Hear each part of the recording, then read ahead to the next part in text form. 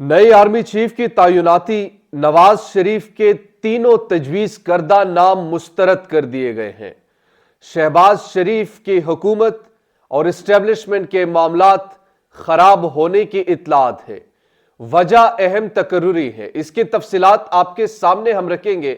और साथ ही साथ राना सनाउल्लाह के बाद अब शहबाज शरीफ भी गुमनाम होने की कोशिशें कर रहा है। आखिर वजूहात क्या है?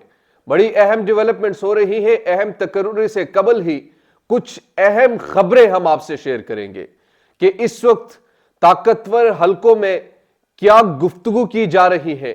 इस वक्त पाकिस्तान की मौजूदा पीडीएम की हुकूमत, जिसमें शामिल इत्तेहादी जमातें, इनकी क्या राय है? एस्टेब्लिशमेंट के साथ मामलात किस बात पर खराब हो रहे हैं? अहम तफसीलात आज के इस वीडियो में हम आपके सामने रखेंगे।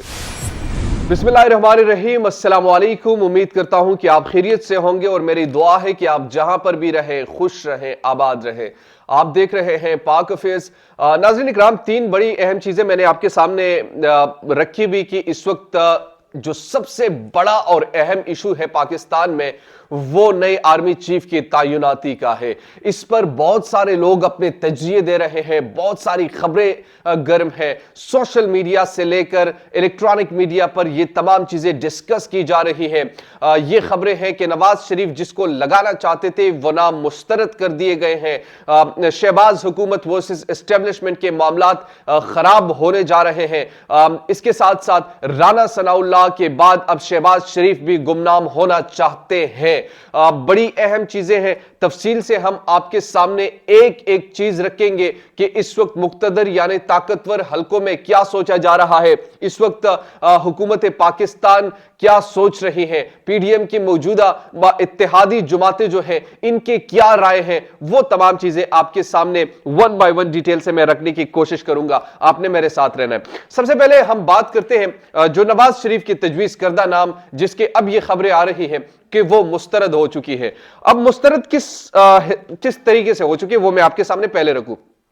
ये तो कंफर्म इतलात है कि नवाज शरीफ साहब जो थे वो अपने किसी फेवरेट को लाना चाहते हैं। नाम में इसलिए यहां पर नहीं लेना चाह रहा क्योंकि कंट्रोवर्सी क्रिएट होती है और फिर बाद में बड़े मसाइल होते हैं, लेकिन वो अपने एक फेवरेट को लाना चाहते थे। नवाज शरीफ ने माजी से सबक नहीं सीखा। जब भी नवाज शरीफ ने अपने लिए कोई फेवरेट चुना है, उसी फेवरेट ने नवाज शरीफ के गले में या उनके वो को क्या कहते हैं कि बगल में छुरा घूम पाए, और ऐसा ही नवाज शरीफ के साथ हुआ। लेकिन हमारे सियासतदानों की सबसे जो अच्छी बात है, वो तारीख से सीखना नहीं चाहते। वो तारीख से सीखते नहीं है। वो वक्ती मफादात को लेकर, वो वक्ती आसाइश को लेकर, वो वक्ती ख्वाहिश को लेकर वो तो ले लेते हैं, मगर बाद में जो इनको कीमत चुकानी पड़ती है उसकी तरफ उनका ध्यान तक नहीं जाता। तारीख बड़ी पड़ी है।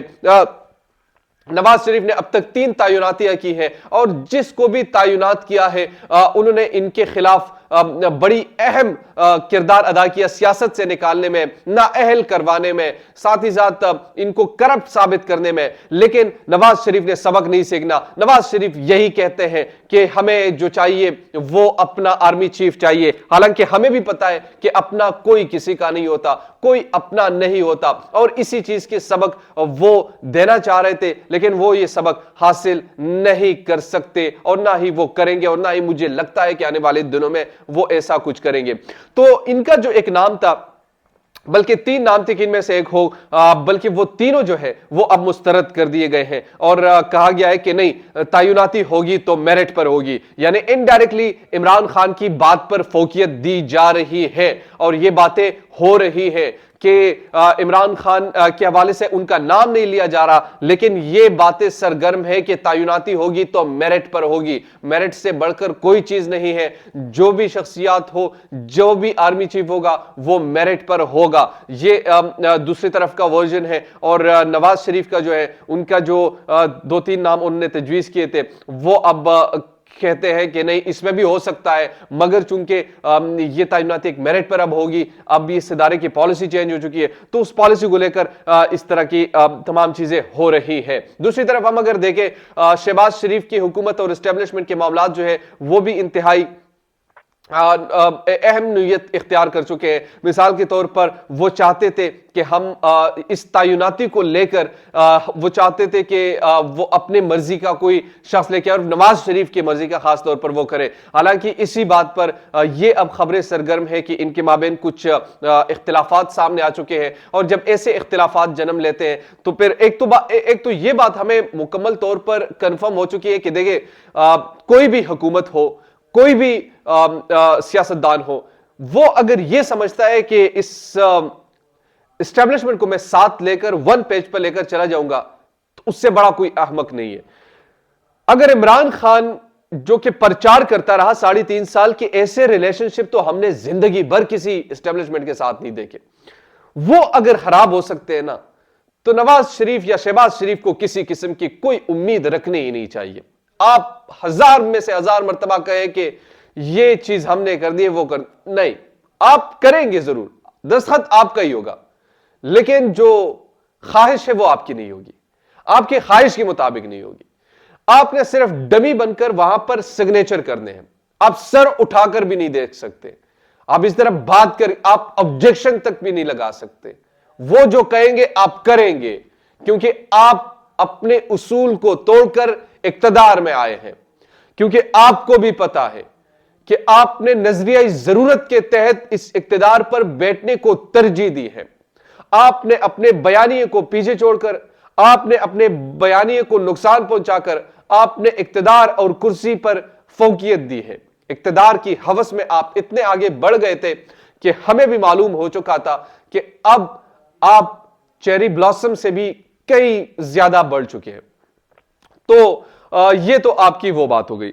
اب جب یہ معاملات اتنے ٹینس کی کیفیت ہے, اتنے ٹینس کی سچویشن ہے, اب اس کو اگر ہم آگے دیکھتے ہیں تو ایک اور بڑی خبر آتی ہے.